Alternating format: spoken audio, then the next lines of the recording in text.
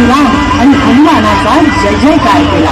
प्रभू श्री रामांचा जय हो. प्रभू श्री रामांचा जय हो. प्रभू श्री रामांचा जय हो. पवनसुत हनुमंताचा जय हो. पवनसुत हनुमंताचा जय हो. पवनसुत हनुमंताचा जय हो.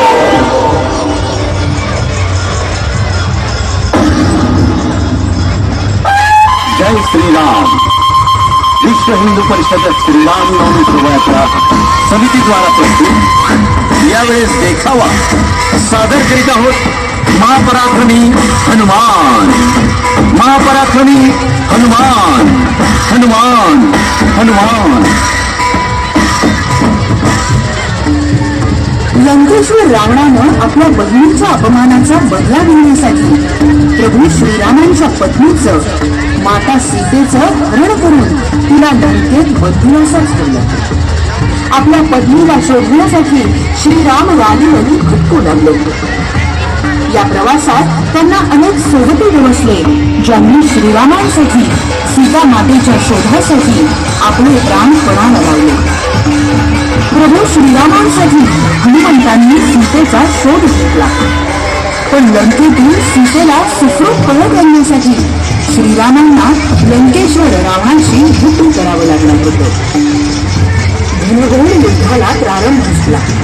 श्रीराम आणि लक्ष्मणाच्या अतुलनीय शौर्यासमोर शत्रूचा टिकाव लागत नव्हता.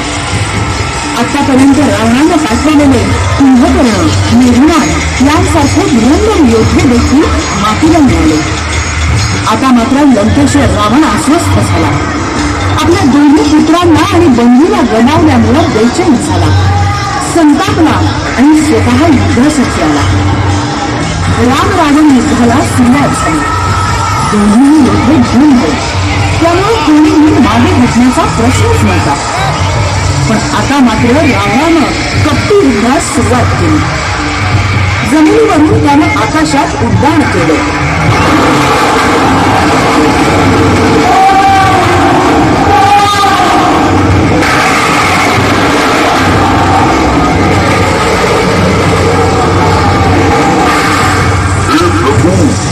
आता आपण काय करा?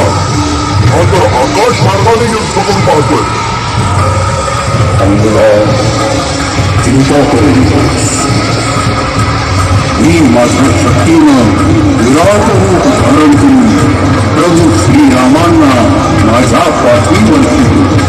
हे प्रभू, तुम्ही माझ्या पाठीवर विराजमान होऊन निसंकोचपणे रावणाशी युद्ध करावं. शिवाचाही विलंब न करता हनुमानानं विराट रूप धारण केलं आणि श्रीरामांना घेऊन आकाशात उड्डाण केलं. हनुमानाचं हे रूप पाहून रावण सुद्धा आश्चर्यचकित झाला. आकाशातही त्याचे सारे बाण निष्फळ झाले. आता मात्र त्याच्या अस्वस्थतेनं आणि संतापानं परिस्थिती गाठली. आता वेळ आली होती. दुष्ट लंकेश्वर रावणाचा वध करण्याची, त्याच्यानं विचलित मनोवृत्तीचा फायदा घेत त्याला संपवण्याची. रावणाच्या नाभीमध्ये अमृत असल्यानं रावणाच्या नाभीत बाण मारण्याची श्रीरामांना विनंती केली. प्रभू श्रीरामांनी रावणाच्या नाभीत बाण मारताच रावण कोसळला. प्रभू श्रीरामांनी रावणाला परास्त करून युद्ध जिंकलं होतं. लंकेच्या जनतेला दुष्ट क्रूर रावणाच्या जाचातून मुक्त केलं. सर्वांनी प्रभू श्रीरामाबरोबरच महापराक्रमी हनुमानाचाही जय जयकार केला. स्वर्गातून साऱ्या देवी देवतांनीही पुष्पवृष्टी करत प्रभू श्रीराम आणि हनुमानाचा जय जयकार केला. प्रभू श्री रामांचा